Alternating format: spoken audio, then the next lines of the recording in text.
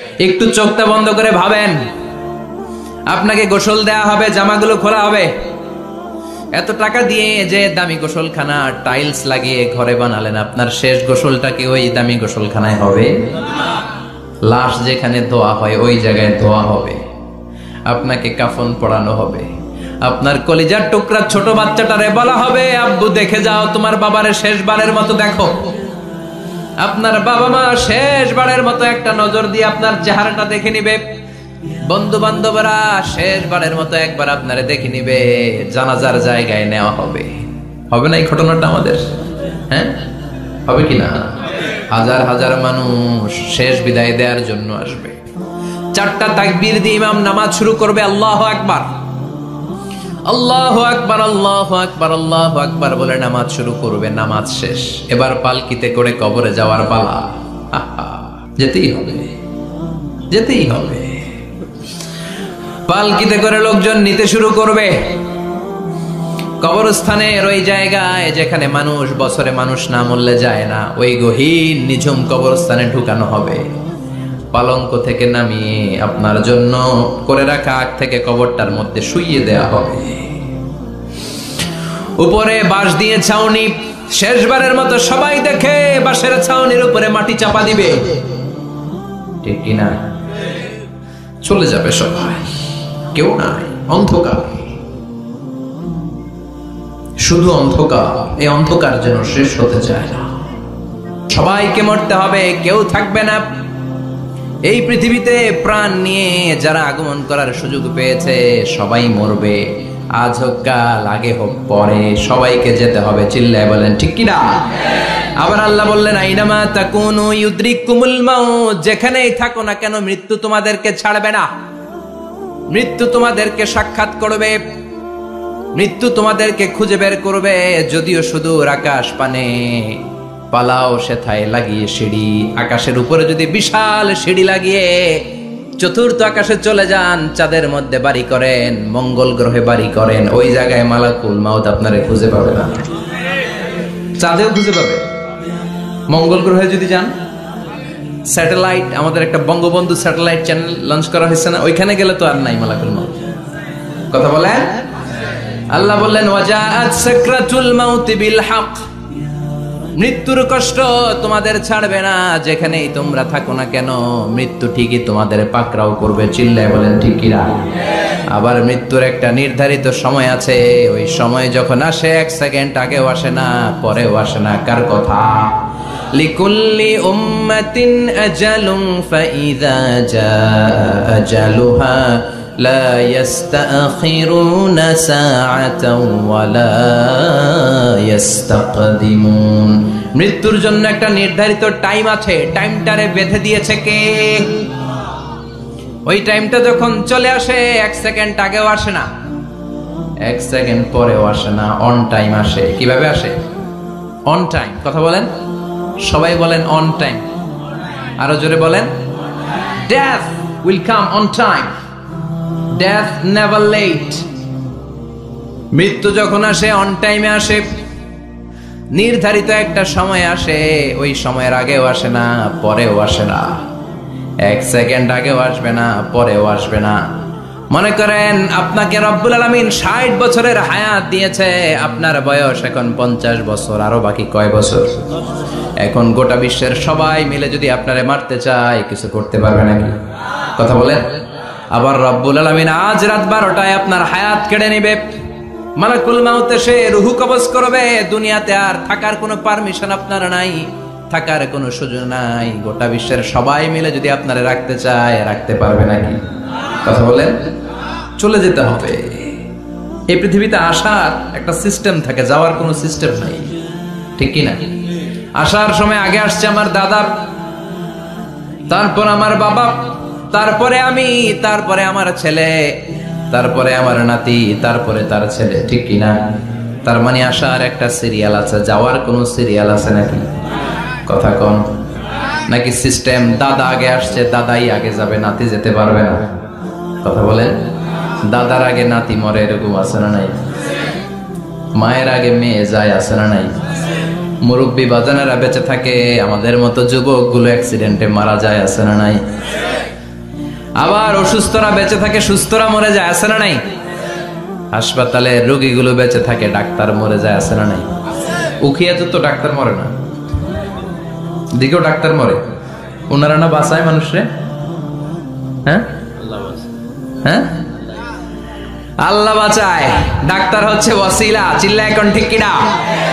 তার মানে এই দুনিয়ার থেকে চলে যাওয়ার কোনো সিরিয়াল থাকে না, মরে যাওয়ার সিরিয়াল থাকে না, আসার একটা সিরিয়াল থাকে, যাওয়ার কোনো সিরিয়াল থাকে না। কি বলেন? জোরে বলেন। আবার চলে যাওয়ার কোনো ভরসা নাই, এক সেকেন্ডের মধ্যে সব হয়ে যায়। একটা সঙ্গীত আছে না, এক সেকেন্ডের নাই ভরসা, ভঙ্গ হবে রং তামাশা, চক্ষু বুঝিলে হায়রে দম ফুরাইলে। চিল্লায় বলেন ঠিক কিনা? এই গানের যিনি সিঙ্গার ছিলেন, আমরা তখন ছোট, ফিরোজ শাহ বা ফিরোজ শাহ নামের, এক সেকেন্ডের নাই ভরসা, ভঙ্গ হবে রং তামাশা, চক্ষু বুঝিলে হায়রে দম ফুরাইলে। এই গানটা উনি গাইতে গাইতে স্টেজে মারা গিয়েছিলেন। দেখেন নাই? মুরব্বীরা জানবেন। তার মানে মৃত্যুর গান গেতে গেতেও অনেকে মৃত্যুবরণ করে, এরকম আছে না নাই? অনেকে খাওয়ার টেবিলে বসে মারা যায়, আছে না নাই? ফুটবলার ফুটবল খেলতে খেলতে মরছে, দেখেন নাই? ক্রিকেট খেলতে খেলতে মরা যায়, আছে না নাই? রেসলিং খেলতে খেলতে মারা যায়, দেখেন নাই? হ্যাঁ, এরকম ভিডিও দেখা যায় যে প্রতিপক্ষকে রেসলিং খেলায় মারতে মারতে শেষ, এখনই জিতে যাবে, হঠাৎ করে তাকায় আছে, কিচ্ছু বোঝে না, হঠাৎ করে জমিনে উল্টে পড়ে যায়, রেফারি এসে মাটিতে বাড়ি মারে, আর লড়ে না, আছে না? রেফারি কি করে? মাটিতে বাড়ি মারে, এতক্ষণ সে জিতে যায়, এখন আর নড়েই না। তাকাতে তাকাতে দুনিয়া থেকে নাই। অনেক টেলিভিশনের নিউজ রিপোর্টার রিপোর্ট করতে করতে নাই, দম ফুরাইলে ঠুস শেষ হয়ে যায়। অনেকে অ্যাক্সিডেন্টে মরে, সড়ক দুর্ঘটনায়, অনেকে বিমান দুর্ঘটনায় মরে, আকাশে মরে না? অনেকে পানিতে ডুবে মরে, অনেকে আগুনে পড়ে মরে, অনেকে ক্রস ফায়ারে মরে, আছে না নাই? আবার অনেকে রাত্রিবেলা বিছানায় ঘুমোতে যায়, সকালে আর ওঠে না। কত ধরনের মরণ! আল্লাহ তুমি আমাদেরকে ভালো মরণ দিও, ইমানি মরণ দিও। ইমানের পথে অবিচল থেকে আমার মরণ যেন হয়, ইমানের পথে অবিচল থেকে আমার মরণ যেন হয়। তোমারই কাছে মিনতি আমার, তোমারই কাছে মিনতি আমার, মহামহিম দয়াময়।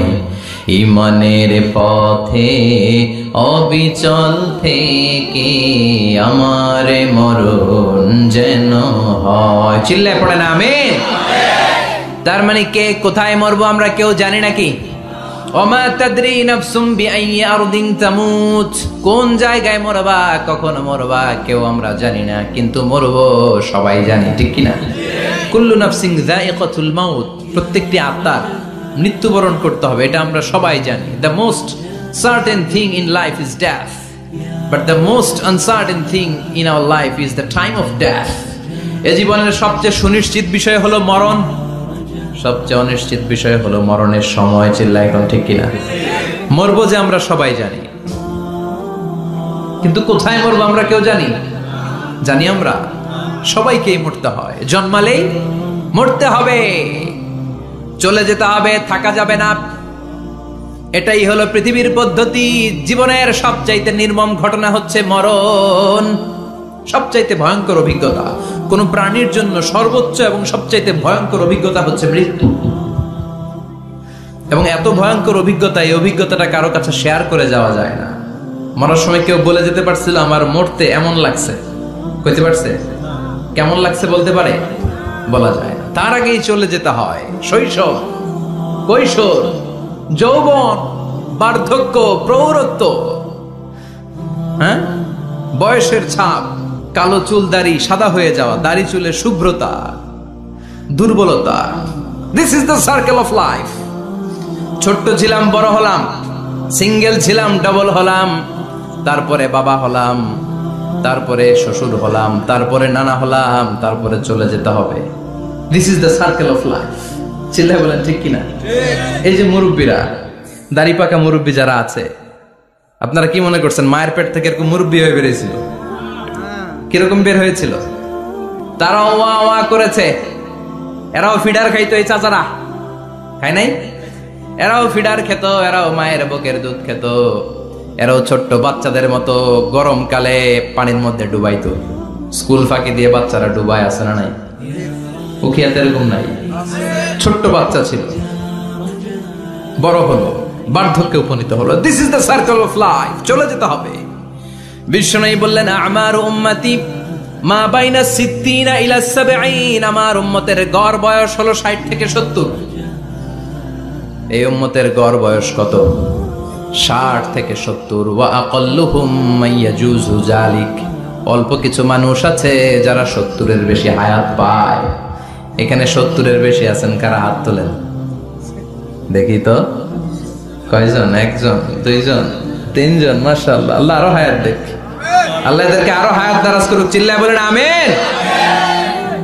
তার মানে আমার উম্মতি মা বাইনা 60 ইলা 70। বিশ্বনবী বললেন এই উম্মতের গড় বয়স 60 থেকে 70, আর 70-এর বেশি হায়াত পাবে। ওয়া আকাল্লুহুম মাইয়াজুজু যালিক, 70-এর বেশি পাবে হাতে গোনা, গুনে বের করে ফেলা যায় একজন, দুইজন, তিনজন। বাকি সব 60-এর আগে নাই। ঠুস চিল্লা এখন ঠিক কিনা?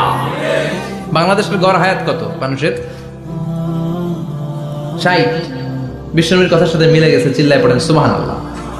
এই জন্য বিশ্বনবী বলেন এই যে মুরব্বীদের দাড়ি পাকে, এই যে রাস্তায় অ্যাক্সিডেন্ট হয়, এই যে ক্যান্সারে আক্রান্ত হয়ে লোকজন মারা যায়, তার উপরেও কি টনক নড়ে না? এরপরেও কি বিবেকে ধরে না যে তোমাকে চলে যেতে হবে? আকসিরু যিকরা হাযিমিল লাযযাত, জীবনের সব স্বাদকে পানসা করে দেয় ওই মরণকে স্মরণ করো। মরণকে স্মরণ করলে জাহান্নাম বরণ করা লাগে না। চিল্লায় বলেন ঠিক কিনা?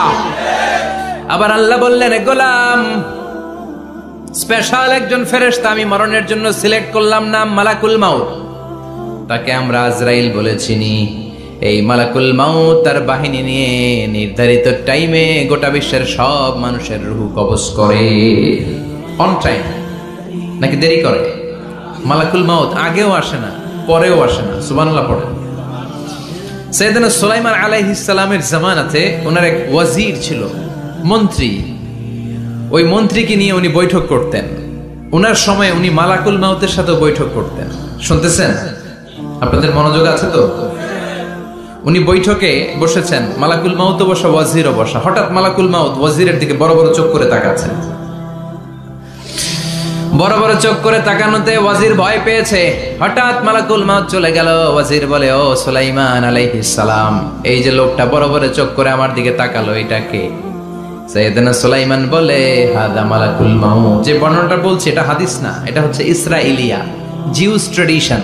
কোরআন হাদিসের সাথে কোনো দ্বন্দ্ব নাই, তাই বর্ণনা করা যাবে। বিষ্ণু বলেছেন বাল্লিগু আন্নি ওয়ালাউ আয়া। আবার বলেছেন ওয়া হাদিসু আন বনি ইসরাঈল ওয়ালা হারাজ। বনি ইসরাইলের ট্র্যাডিশন বর্ণনা করো, জিউস ট্র্যাডিশন বর্ণনা করো, এতে কোনো সমস্যা নাই।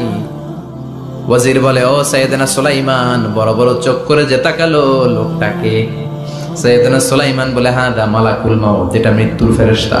ওয়াজিরের কলিজায় পানি নাই। এটা কি ফেরেশতা? শুনে তো পিলে চমকে গিয়েছে। কয় কি? মালাকুল মাউত তো আমার চিনে ফেলাইছে, বাড়ি চিনে ফেলছে, আমার খবর আছে।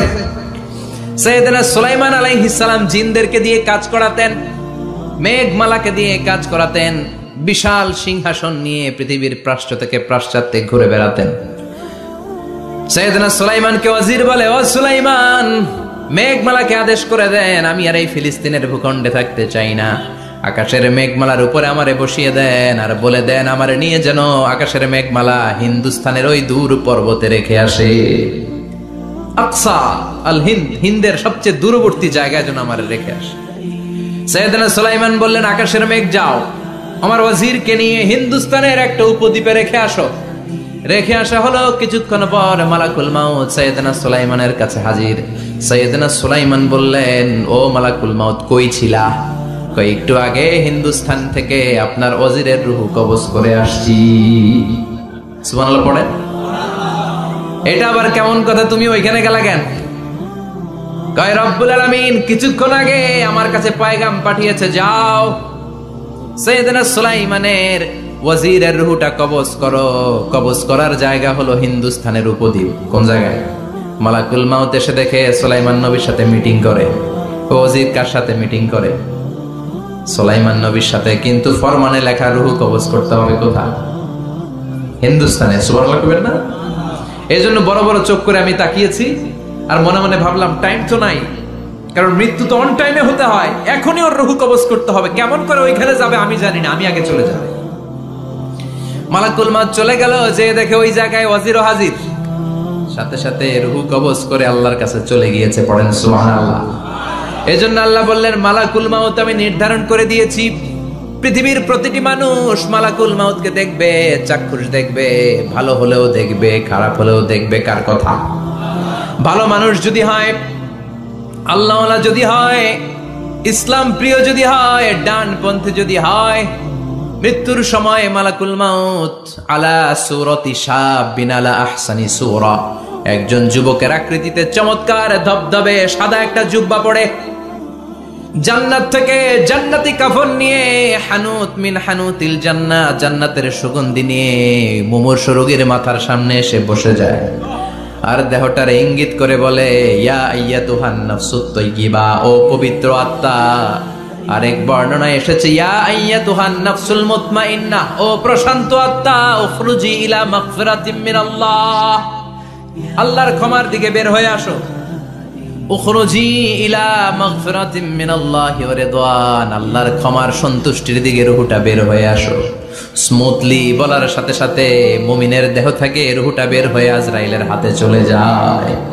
স্মুথলি বলার সাথে সাথে স্বাচ্ছন্দ্যে আনন্দে মুমিনের দেহ থেকে রুহটা সা করে বের হয়ে মালাকুল মাউতের হাতে এসে পড়ে। পড়েন সুবহানাল্লাহ। আল্লাহ এমন মৃত্যু তুমি আমাদের নসিবে রেখে দিও, চিৎকার করে পড়েন আমিন। আর যারা ইসলাম মানে নাই, আর যারা কোরআন মানে নাই, আর যারা দিন কায়েমের আন্দোলন করে নাই, দিনকে ভালোবাসে নাই, বাম আর রামপন্থী ছিল, নাস্তিক ছিল, ইসলাম বিরোধী ছিল, তাদের কাছেও মালাকুল মাউত আসে কি আসে না? চিল্লায় বলেন আসে কি আসে না?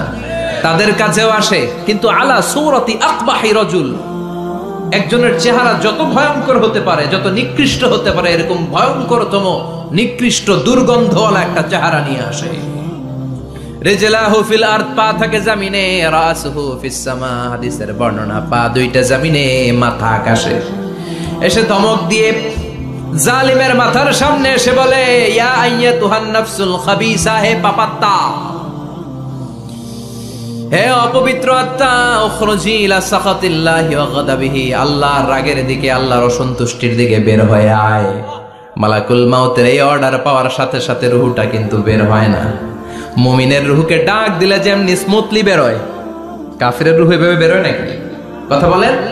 রুহটা ডানে যায়, ফাতাতাফাররাক, একবার রুহটা ডানে যায়, আবার রুহটা বায়ে যায়, আবার সামনে যায়, পায়ে যায়, হাতের মধ্যে ঢুকে ডানে বায়ে যায়। মালাকুল মাউত আবার ধমক দিয়ে বলে, ইয়া আইয়াতুহান নাফসুল খাবিসা, পাপাত্তা বের হয়ে আয়। রুহটা আবার ডানে যায়, বায়ে যায়, সামনে যায়, পেছনে যায়। এবার খপাস করে মালাকুল মাউত রুহকে ধরে টান মারে। সারা দেহটা থেকে প্রাণ রস সিক্ত করতে করতে দেহ থেকে রুহটাকে টেনে হিচড়ে বের করে আনে। আর মুমূর্ষু রোগীটা চিৎকার মারতে থাকে। পড়েন না আউযু বিল্লাহ। একটা জীবন্ত ছাগলের চামড়াগুলো জবাই না দিয়ে কেউ যদি টেনে টেনে বের করে, ছাগল জবাই হয় নাই কিন্তু চামড়া এক পাশ থেকে টেনে টেনে টেনে হিচড়ে আপনি গা থেকে বের করলে যত কষ্ট হয়, এর চেয়েও বেশি কষ্ট দিয়ে মালাকুল মাউত বামপন্থী আর কাফেরদের রুহটা দেহ থেকে বের করে আনে। পড়েন না আউযু বিল্লাহ। আমাদের রুহটা যেন আল্লাহ মুমিনদের রুহ আপনি যেভাবে কবজ করান, ওইভাবে যেন আমাদের রুহটা বের হয়ে আসে। আরো জোরে পড়েন আমিন। এজন্য আল্লাহ বললেন, বাল তুসিরুনাল হায়াতাদ দুনিয়া ওয়াল আখিরাতু খায়রুন ওয়া আবকা। পাগলের মতো মোহাচ্ছন্ন হয়ে এই দুনিয়াটার পেছনে ছুটে বেড়াও।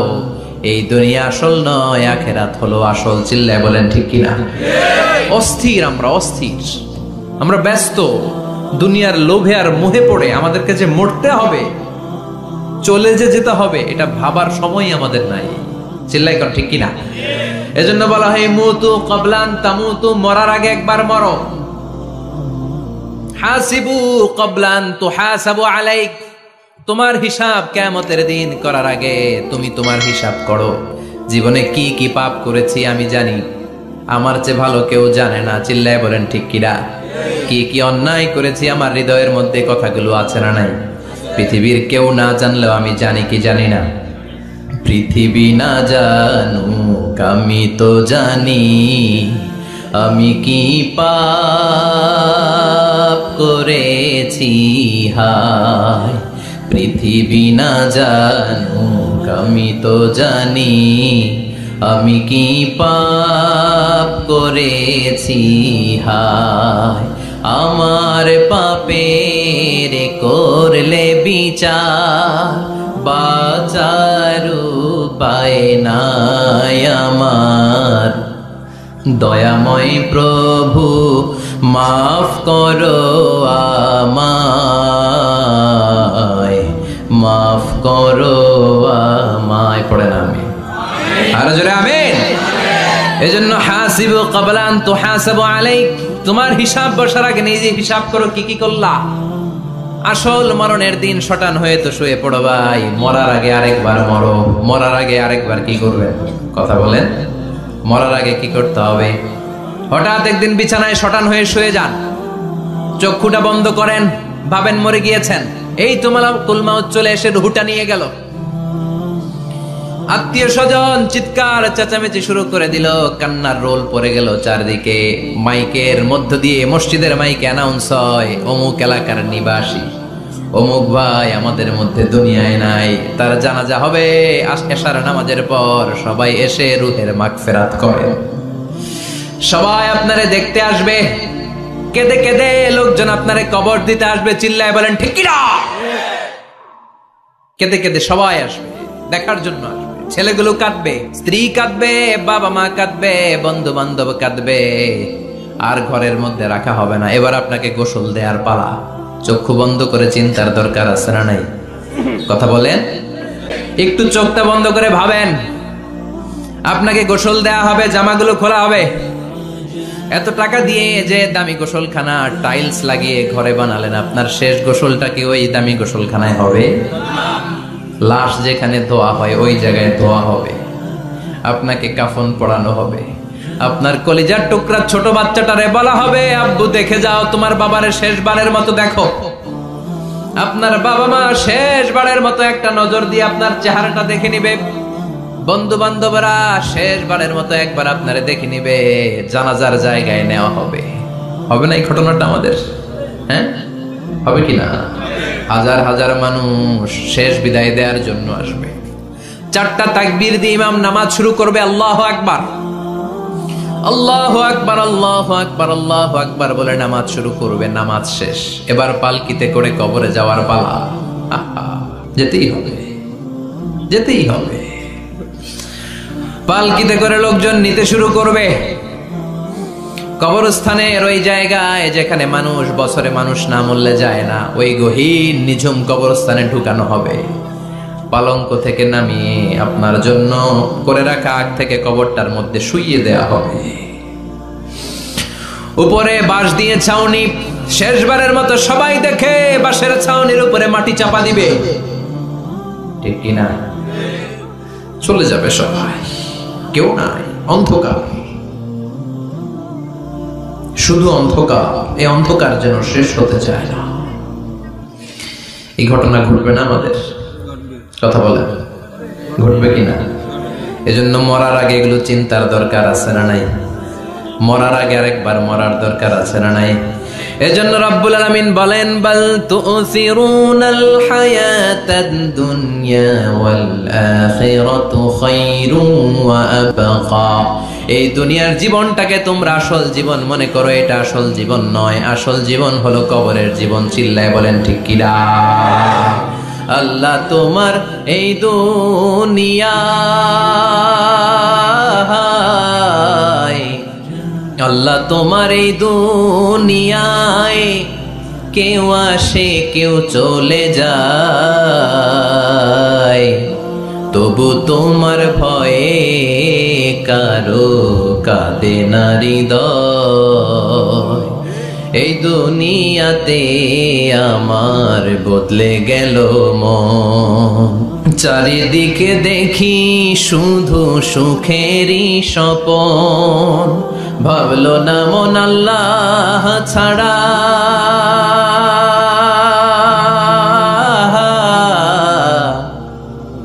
ভাবলো না মন আল্লাহ ছাড়া নেই কোনো উপায়।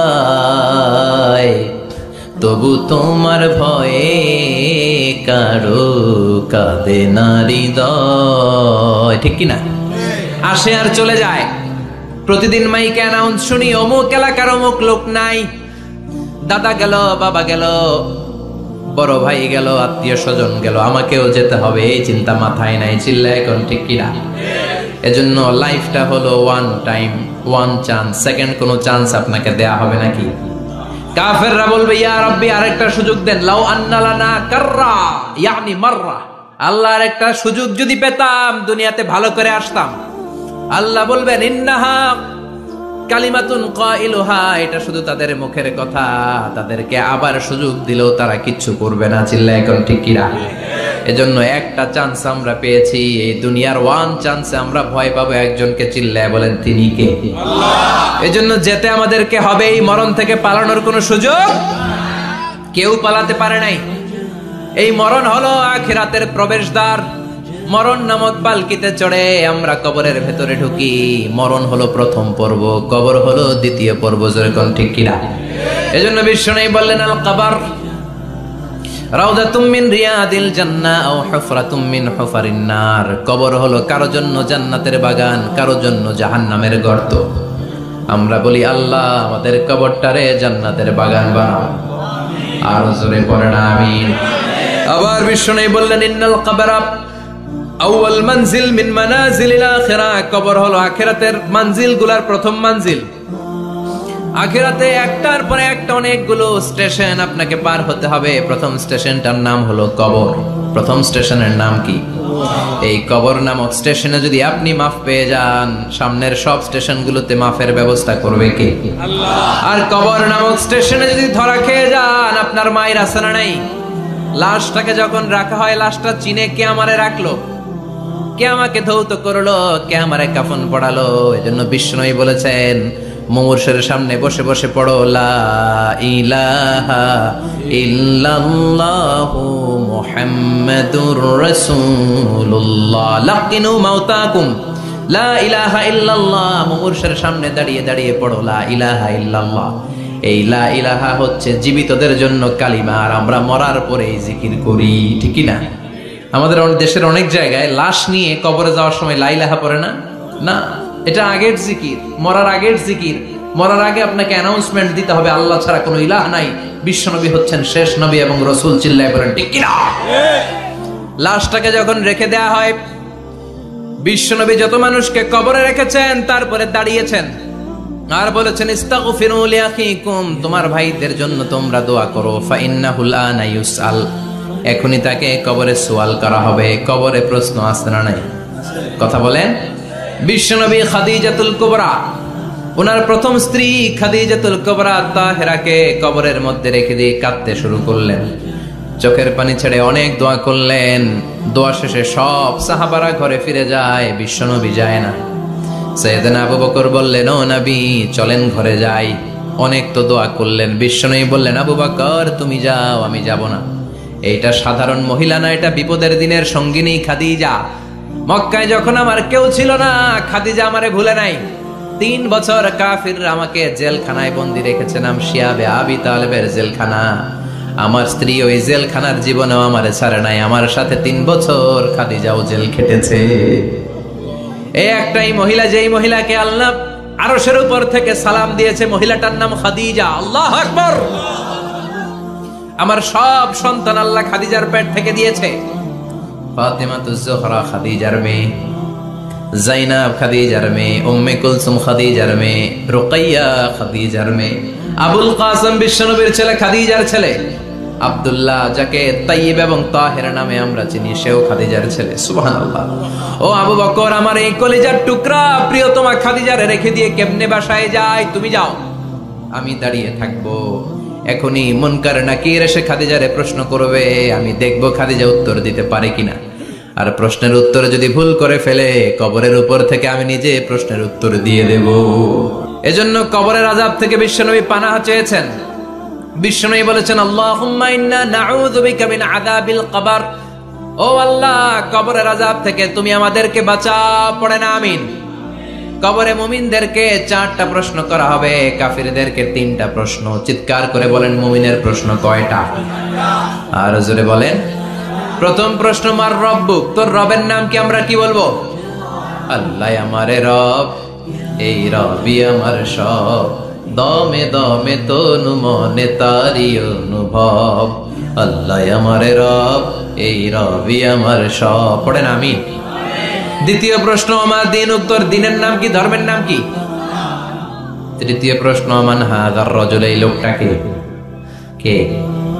আমরা বলবো মুহাম্মদ সাল্লাল্লাহু।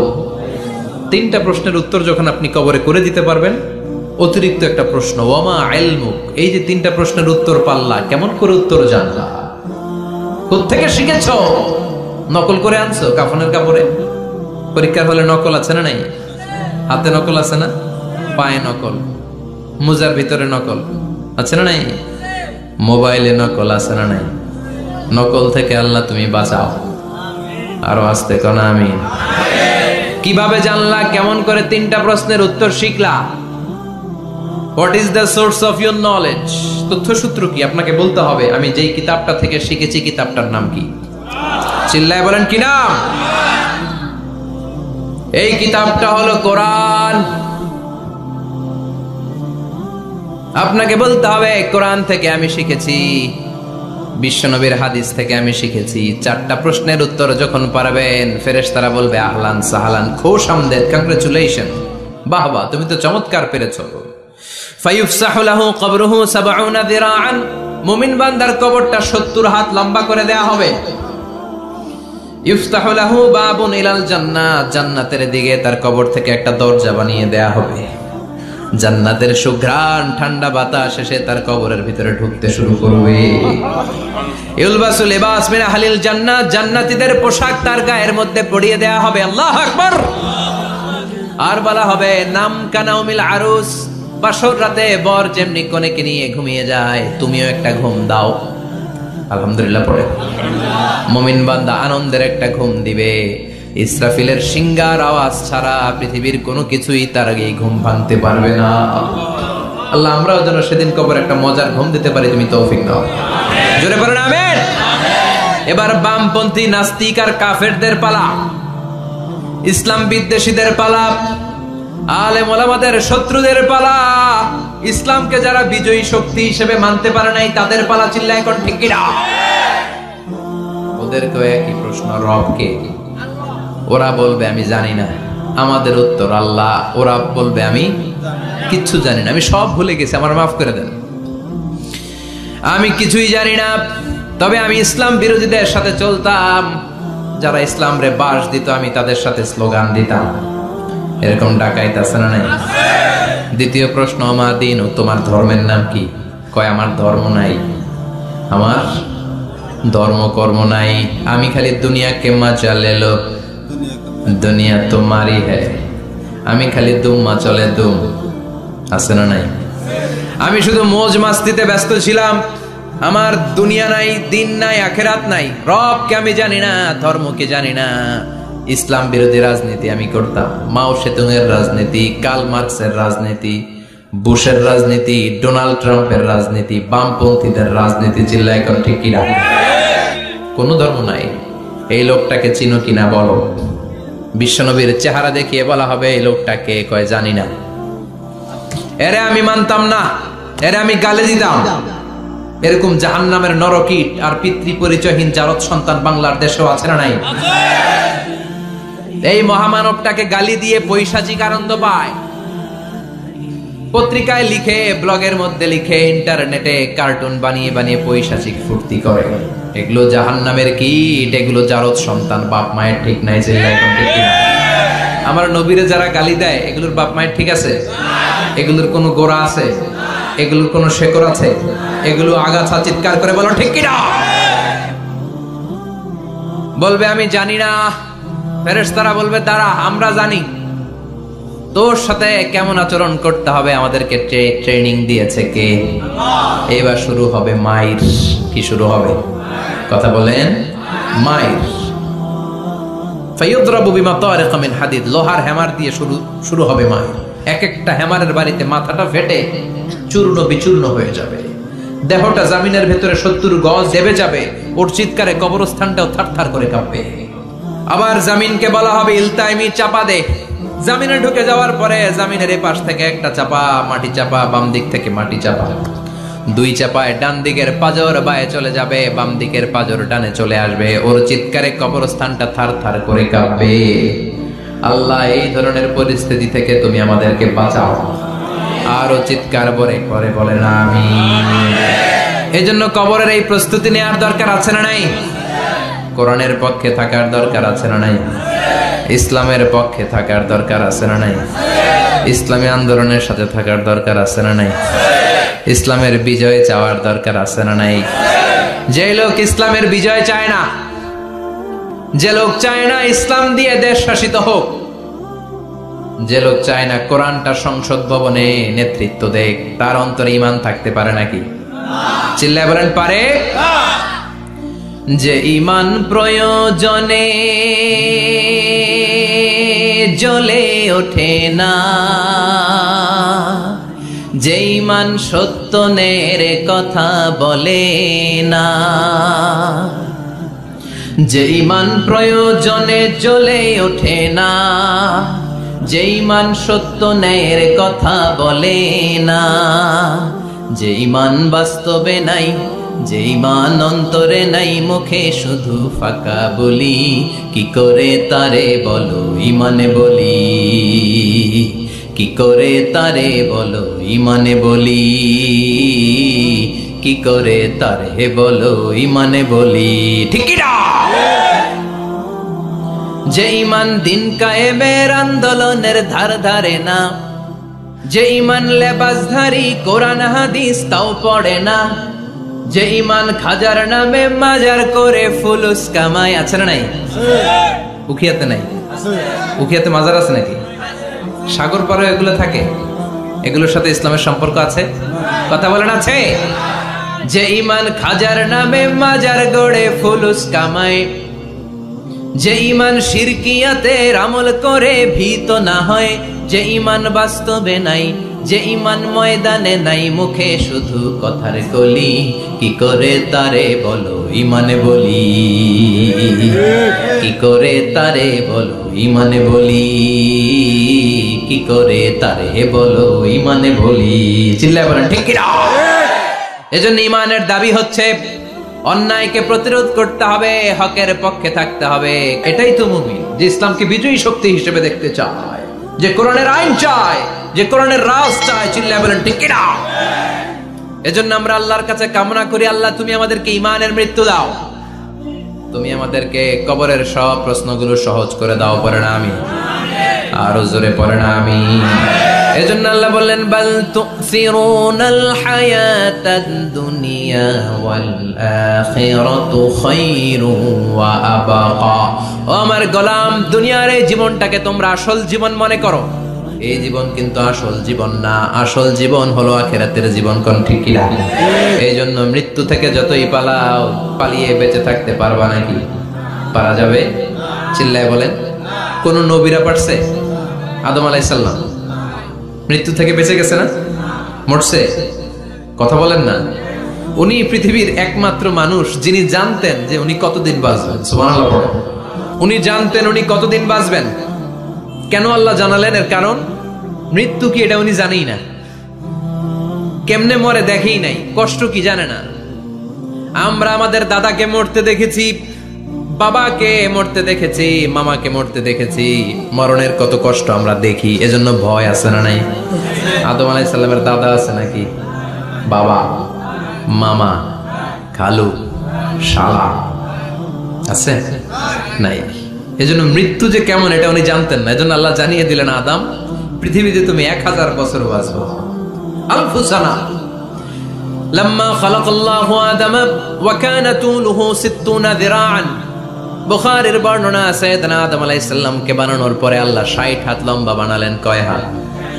জোরে বলেন, আরো জোরে। 60 হাত লম্বা। এরপরে ওনার ঔরসে পৃথিবীতে যত নারী আসবে, পুরুষ আসবে রূহের জগতে, সবগুলো রূহকে বসিয়ে দিলেন বৈঠকে। সুবহানাল্লাহ। বিশাল কনফারেন্স রুম। আমরাও ছিলাম না? আমাদের রূহটাও ছিল। সাইয়েদনা আদম বললেন, আল্লাহ এরা কারা? আল্লাহ বললেন, আদম এগুলো সব তোমার সন্তান। সাইয়েদনা আদম অবাক দৃষ্টিতে, অপলক নয়নে নিজের সন্তানদের রূহগুলো দেখতেছিলেন। দেখতে দেখতে হঠাৎ একটা রূহকে ভালো লেগে গেল।